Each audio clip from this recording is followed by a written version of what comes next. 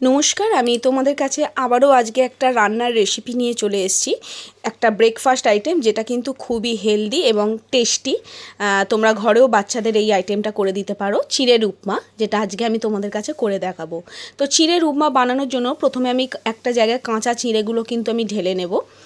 এইবার সেই চিড়েটাকে কিন্তু আমি জল দিয়ে হালকাভাবে ধুয়ে নেবো, যাতে চিড়েগুলো খুব নরম না হয়ে যায়। এইবার আমি উপমা করবার জন্য কাঁচা বাদাম, কাঁচা লঙ্কা, পেঁয়াজ আমি নিয়েছি, আর সরু সরু করে আলু আর কারি পাতা কিন্তু নিয়েছিলাম। তো কড়াইতে আমি তেল দিয়ে, আর রান্নাটা কিন্তু সম্পূর্ণ সাদা তেলে হবে। তো কড়াইতে তেল দিয়ে আমি কাঁচা বাদামগুলোকে প্রথমে ভেজে নেব। তো দেখবে বাদামগুলো যাতে পুড়ে না যায় সেই রকম কিন্তু আমি হালকা করে ভাজবো। দেখো বাদামগুলো আমার অলমোস্ট ভাজা হয়ে গেছে, তো আমি বাদামগুলোকে তুলে নেব। এইবার কড়াইয়ের মধ্যে আমি কিন্তু একটু সামান্য কালো সর্ষে দেবো। যাদের কাছে সাদা সর্ষে আছে সাদা সর্ষে দেওয়ার চেষ্টা করো, তো আমার কাছে ছিল না বলে আমি কালো সর্ষে দিলাম। সামান্য পরিমাণ আমি হিং দিলাম, আর কেটে রাখা পেঁয়াজ, কাঁচা লঙ্কা আমি কিন্তু একে একে সব এটার মধ্যে দিয়ে দেব। আর তারই সঙ্গে কিন্তু আমার কারি পাতাগুলোও আমি দিয়ে দেবো। কারি পাতাগুলো কিন্তু আমাদের গাছেরই কারি পাতা। তো কারি পাতাগুলো কিন্তু আমি ওপর থেকে কিছুটা পরিমাণ আমি এর মধ্যে দেবো, পেঁয়াজগুলো হালকা নাড়াবার পর। আর দেখবে এই যে পেঁয়াজ, কাঁচা লঙ্কা, কারি পাতা যেন খুব বেশি ডিপ ফ্রাই না হয়, হালকা করে ভাজবো। হালকা করে নাড়াচাড়ার পরেই কিন্তু আমি এর উপরে কেটে রাখা যে সরু সরু যে আলুগুলোকে আমি করে কেটে রেখেছিলাম, সেই আলুগুলোকে কিন্তু আমি এবার দিয়ে দেবো। দেখো পেঁয়াজগুলো আমার মোটামুটি হালকা শ্যাডো আমার হয়ে গেছে ফ্রাই। তো আমি এর মধ্যে কেটে রাখা আলুগুলো দিয়ে দেব। আলুগুলো কিন্তু একদম মানে খুব নরম না হয়ে যায় সেই রকমভাবে, মানে কি বলবো, যাতে কোনো রকমভাবে বেশি না গলে যায় সেই দিকেও কিন্তু খেয়াল রাখতে হবে। তো আমি দেখো আলুগুলোকে ভালোভাবে নাড়াবার পর আমি এর মধ্যে আমি পরিমাণ মতো নুন দিয়ে দেব।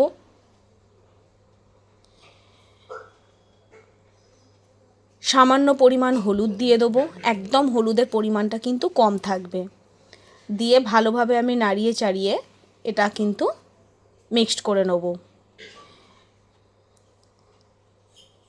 এইবার আমি এই অবস্থায় কিন্তু নাড়িয়ে চাড়িয়ে গ্যাসটা খুবই আস্তে ফ্লেম করে আমি কিন্তু একটা চাপা দিয়ে হতে দেব।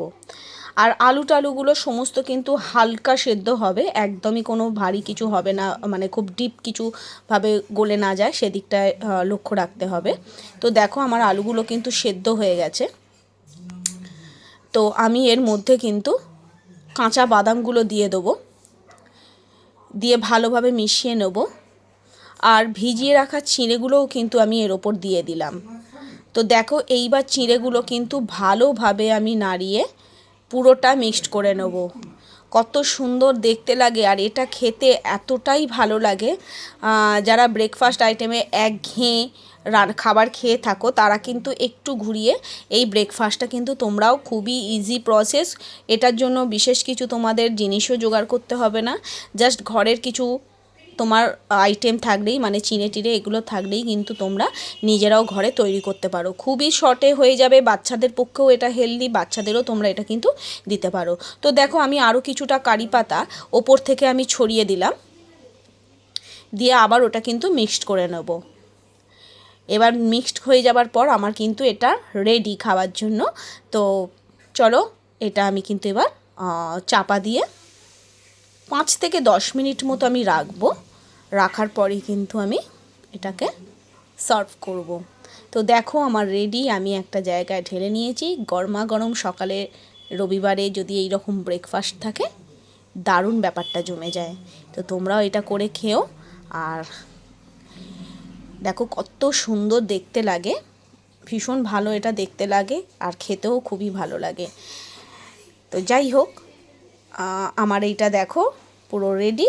এইবার আমরা ব্রেকফাস্ট এটা করে খেয়ে নেবো। তোমাদের যদি ভিডিওটা ভালো লাগে প্লিজ তোমরা আমাকে একটু ফলো করে দিও। Thank you.